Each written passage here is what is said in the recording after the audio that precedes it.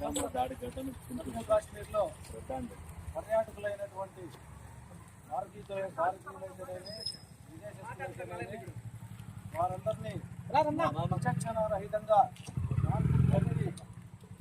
అఘాయిత్యానికి పాల్పడినటువంటి ముష్కర్లను వెంటనే గుర్తు చేయాలని డిమాండ్ చేస్తున్నాం. ఈ సందర్భంగా తెలియజేయడం ఏమంటే ప్రతి ఒక్క భారతీయుడు వీటిని ఖండించి దోషులకు సరైనటువంటి శిక్షణ పడే విధంగా మన ప్రభుత్వం చర్యలు తీసుకోవాల్సిందిగా కోరుతున్నాం. ఇంకోటి ఏమంటే అతి కిరాతకంగా మన అక్కడ పర్యటిస్తున్నటువంటి పర్యాటకులను ప్యాంటు విప్పి వీడు ముస్లిమా హిందువా అని చూసి ప్రత్యేకంగా మన హిందువులపై దాడి చేయడం చాలా అమానుషము. దీన్ని ప్రతి ఒక్క భారతీయుడు కులాలకు మతాలకు అతీతంగా ప్రతి ఒక్కరూ ఖండించాల్సిందిగా కోరుతున్నాం. వీరందరి ఆత్మకు శాంతి కలగాలని ప్రతి ఒక్కరూ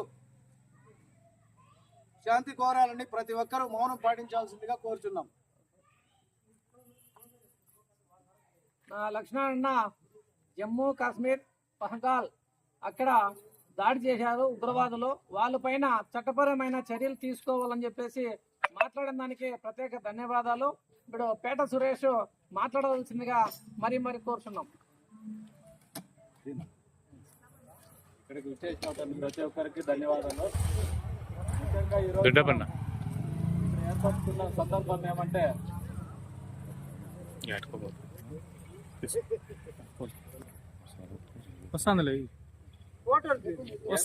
సందర్భం ఏమంటే గత 3 రోజుల క్రితం జమ్మూ కాశ్మీర్ లో జరిగినటువంటి ఉగ్రదాడి ఎవరైతే అక్కడికి పహల్గామా ఆ విహారయాత్రకు వెళ్ళినటువంటి మన భారతీయుల మీద ఉగ్రవాదులు దాడి చేయడం జరిగింది.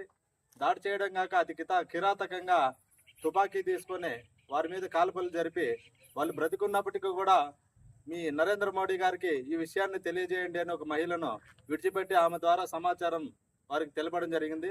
మరియు ఈ దాడి ఏదైతే జరిగిందో దాన్ని మన యావత్ భారతదేశం ఉండే ప్రతి భారతీయ పౌరుడు కులాలకు మతాలకు అతీతంగా ఈ విషయాన్ని ఖండించవలసిందిగా మేము ప్రతి ఒక్కరిని కోరడం జరిగింది. మరియు ఆ ఉగ్రదారిని వ్యతిరేకిస్తూ మన ప్రధానమంత్రి నరేంద్ర మోడీ గారు కూడా దీన్ని తీవ్రంగా ఆయన ఇతర దేశాల్లో ఉన్నప్పటికీ కూడా ఆయన హుటాహుటిన మన భారతదేశానికి వచ్చి ఇక్కడ ఉన్నటువంటి